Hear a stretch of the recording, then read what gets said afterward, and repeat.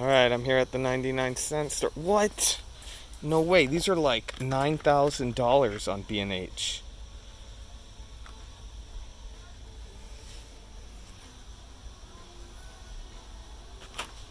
Intro aside, which was obviously hyperbole, this video is going to be about how to save you money. I really wanted to make it detailed and thorough, and I'm going to hit on 3 main ways you can save money, or maybe a bit more like 4. So I really recommend you stick around. I know a lot of people want to know how to save money when it comes to gear, and I'm going to save that for last. It's low-hanging fruit relative to some of the other things I really want to talk about. So the first one would be beware of other photographers selling to you. Most YouTube photographers are not working photographers. There are some. And so they're reviewing gear and telling you how you should use that, who that piece of equipment is for. They might be accurate about that, but at the same time, they're tending to focus on a lot of specs and not so much the handling in actual use. And that will be a very different situation. Personally, for example, I don't do gear reviews, but if I reviewed the Canon R, I would have trashed that camera, but not for the specs and not for the same reasons other YouTubers had. The handling was terrible. It wasn't going to be an effective tool for someone who needs their camera to be as out of the way as possible. Next, we can talk about the inherent conflict of interest gear reviewers have when they have affiliate links in the description. When you have an affiliate link in your description, you have a conflict of interest. You're incentivizing people in your video to go click on that link and then make you money.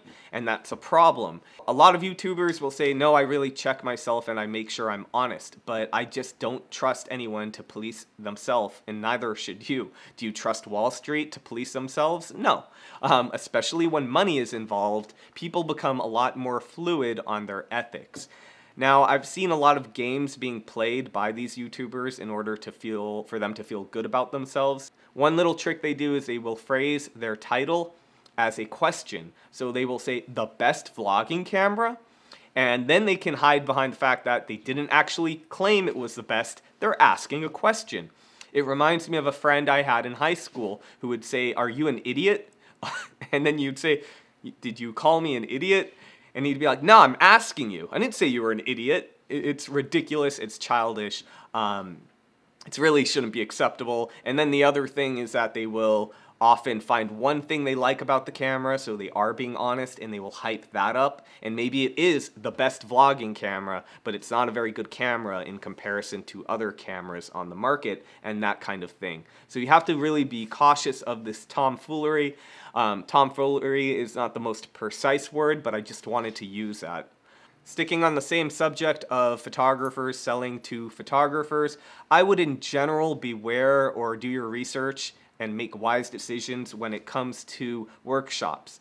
A lot of workshops are held by big name photographers that are they often only have a large name because they're really good at marketing, and I'm not going to name names, but when I first started as a photographer and I networked with other new photographers, a lot of people would like rave about what were essentially celebrity photographers, and I don't mean that they were photographing celebrities.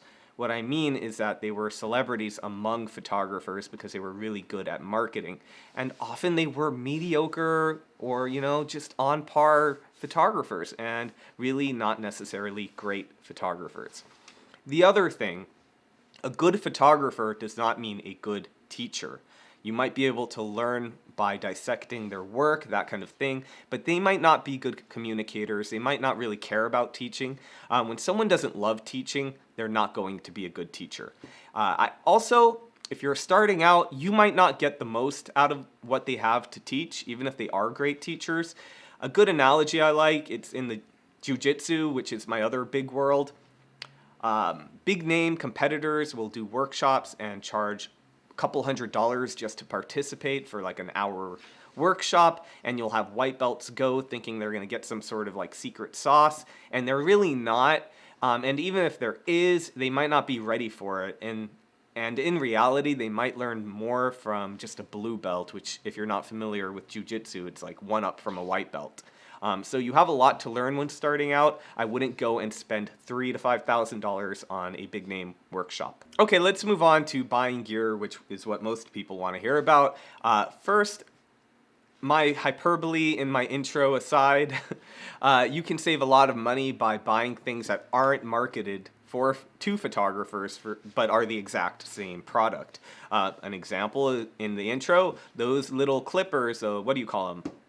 Clamps. Those clamps were $1, whereas if you go on B&H, it's going to be a lot more money. And this is very common where people take a product that already exists and then they market it toward photographers. I saw this, actually, I had the idea on my own because I develop color film at home. I realized a sous vide would be a great way for me to heat up my water to the exact temp I need, rather than boiling and then adding cold and then adding warm water and like playing around with the thermometer. However, a month later I went to Freestyle Photography and they were selling one geared toward photographers. It was probably the exact same product with a different box. And this is very common, and you can save a lot of money by looking elsewhere for the same product. Another good example would be LED lights. I plan on buying a better LED light for my YouTube channel just because I want something easier to use and I'm using it often enough. But what you can do if you're on a budget is buy generic LED lights, and with those you can save a lot of money.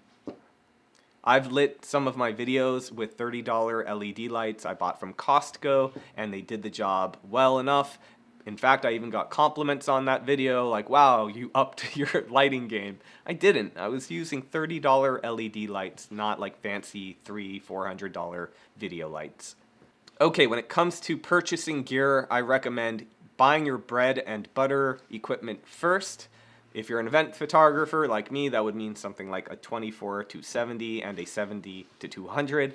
Then getting a wide angle, and then getting some more niche lenses for specific cases, or because you just want to open up your creativity, and a new lens can do that. I'm not going to tell you otherwise, but it's important. You don't want to buy that stuff first, because if you're starting out, you might not really know what you're really going to need, and you're pushing it down the line, like getting all the gear you really should have to get the job done.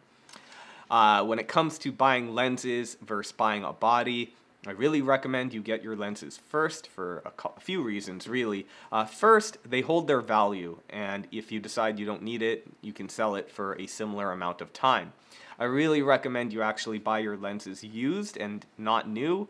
It's like a car. The minute you drive it off the lot, it is now a used car. The minute you buy a new lens, it is now a used lens. And if you buy a refurbished lens from Canon directly, Nikon, Sony, whatever, you're most likely getting a quality product. Most often they were just returned within a week, and they make sure nothing's wrong with it, and then they resell it.